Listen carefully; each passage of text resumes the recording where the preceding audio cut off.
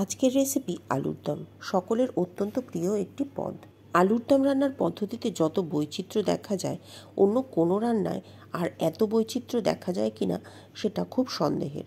ভারতবর্ষে যতগুলো প্রদেশ আছে সম্ভবত ততগুলোই আলুর দম রান্নার পদ্ধতি ভারতবর্ষে আছে।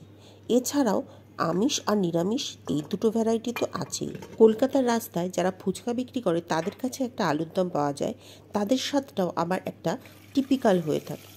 আজকে আমি যে পদ্ধতিতে আলুর দমটা রান্না করছি সেটা স্বাদটা অনেকটা সেই রকম।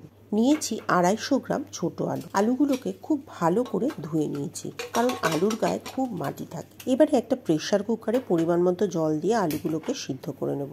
সিদ্ধ করেছি একটা সিটি আসা পর্যন্ত। একটা সিটি দিলে প্রেসার কুকারটা বন্ধ করে দিয়েছি, কারণ যেহেতু ছোট আলু সেগুলো সিদ্ধ হতে খুব একটা সময় লাগবে না। আলুগুলোকে ঠান্ডা করে নিয়েছি। এবারে আলুগুলোর খোসা ছাড়িয়ে নেব। রেসিপিটি দেখে ভালো লাগলে ভিডিওতে লাইক করে শেয়ার করে দেবেন, আর যদি চ্যানেলে নতুন হন তাহলে চ্যানেলটি সাবস্ক্রাইব করে পাশে থাকা বেল বাটনটি ক্লিক করে দেবেন, যাতে সমস্ত ভিডিও নোটিফিকেশন আপনার কাছে পৌঁছে যায়। আর ফেসবুক পেজ থেকে দেখলে পেজটি ফলো করে নেবেন। খোসা ছাড়ানো আলুগুলোকে একটা পাত্রের মধ্যে রেখে দেবো। কড়াইতে গরম করে নিয়েছি 3 টেবিল চামচ সাদা তেল।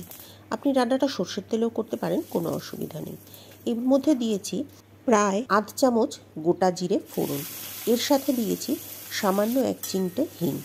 হিং আর জিরেটা খুব ভালো করে ভাজা হয়ে যখন সুন্দর গন্ধ বেরোবে, তখন এর মধ্যে দিয়ে দিয়েছি একটা বড় সাইজের পেঁয়াজ, যেটা আমি একদম মিহি করে কুচিয়ে রেখেছিলাম। পেঁয়াজটা দিয়ে ভেজে নেব। কিছুক্ষণ ভাজার পর পেঁয়াজটা যখন ট্রান্সপারেন্ট হয়ে আসবে, তখন এর মধ্যে দিয়ে দেব কুচিয়ে রাখা 3টে কাঁচা লঙ্কা। কাঁচা লঙ্কাটা দিয়ে পেঁয়াজের সাথে মিনিটখানেক ভেজে নেব। কাঁচা লঙ্কাটা দিয়ে মিনিটখানেক ভেজে নেওয়ার পরে এর মধ্যে দিয়ে দেব 8 চা চামচ আদা রসুন বাটা। আদা রসুন বাটাটা দিয়েও খুব ভালো করে ভাজবো। ততক্ষণ ভাজবো যতক্ষণ না আদা রসুনের কাঁচা গন্ধটা চলে যাচ্ছে। আদা রসুনের কাঁচা গন্ধটা চলে গেলে এর মধ্যে দেব গুঁড়ো মশলা। দিয়েছি 1/2 চা চামচ জিরে গুঁড়ো, 1/2 চা চামচ ধনে গুঁড়ো, 1 চা চামচ কাশ্মীরি লঙ্কার গুঁড়ো। গুঁড়ো মশলাগুলো দিয়ে কয়েক সেকেন্ড পেঁয়াজের সাথে ভেজে নেব।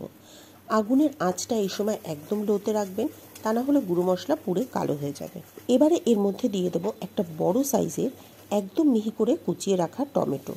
টমেটো একটি রসালো সবজি, এতে প্রচুর পরিমাণে জল থাকে, সেই জন্য গুঁড়ো মশলার পরে টমেটোটা দিয়েছি, যাতে গুঁড়ো মশলাগুলো পুড়ে না যায়। আর কাশ্মীরি লঙ্কার গুঁড়ো সবসময় তেলের মধ্যে দিয়ে ভাজার চেষ্টা করবেন, এতে কাশ্মীরি লঙ্কার রঙটা খুব ভালো আসে।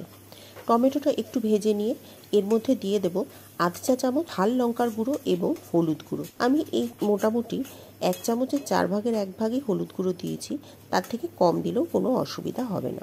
এবারে একটু সামান্য জল দিয়ে পুরো মশলাটা খুব ভালো করে কষিয়ে নেব। জলটা দিলে পরে আর মশলাগুলো পুড়ে যাওয়ার একটু ভয় থাকবে না। পুরো মশলা কষানোর পদ্ধতিটা কিন্তু একদম লো ফ্লেমে করতে হবে। মশলা কষাতে কষাতে যখন দেখবেন পেঁয়াজ আর টমেটোটা বেশ একটু কাদা কাদা মতো হয়ে এসেছে, তখন এর মধ্যে সিদ্ধ করে রাখা আলুগুলো দিয়ে দেব।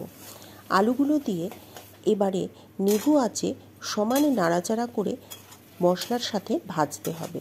এই ভাজার কাজটা কিন্তু বেশ ধৈর্য ধরে মিনিট 5-7 ধরে করতে হবে। এই সময় আমি দিয়ে দেব পরিমাণ মতো নুন। নুনটা দিয়ে আলু আর মশলার সাথে খুব ভালো করে নিভু আঁচে ভাজতে হবে বেশ কিছুক্ষণ। এতে নুনটা আলুর ভেতর সুন্দরভাবে ঢুকে যাবে। মিনিট 5 খুব ভালো করে মশলার সাথে আলুটা ভাজার পরে যখন দেখবেন সমস্ত কিছু খুব ভালো করে মিশে গেছে, সেই সময় এর মধ্যে দেব বেশ কিছু গুঁড়ো মশলা। দিয়েছি 1/2 চা চামচ গোলমরিচের গুঁড়ো, 1/2 চা চামচ বিট নুন, দেব 1 টেবিল চামচের একটু বেশি কসুরি মেথি, আর চাট মশলা আর আমচুর মিশিয়ে দিয়েছি প্রায় 1 টেবিল চামচ। এবারে সমস্ত গুঁড়ো মশলা এবং কসুরি মেথিটা আরও 2-3 মিনিট ধরে ভালো করে ভেজে নিতে হবে। এই সময় কসুরি মেথিটা দিয়ে ভাজলে পরে বেশ কসুরি মেথির সুন্দর একটা ফ্লেভারও আসবে, আর অন্যান্য গুঁড়ো মশলা যেগুলো দিয়েছি সেগুলো এর সাথে মিশে খুব সুন্দর একটা চটপাটা ফ্লেভার দেবে। রাস্তায় ফুচকাওয়ালাদের কাছে যেরকম আলুর দম পাওয়া যায় ঠিক সেই রকম। এবারে দেব খুব সামান্য পরিমাণ একটু জল। এই জলটা দিচ্ছি তার কারণ সমস্ত মশলাগুলো যাতে আলুর সাথে খুব ভালো করে মিশে যায়।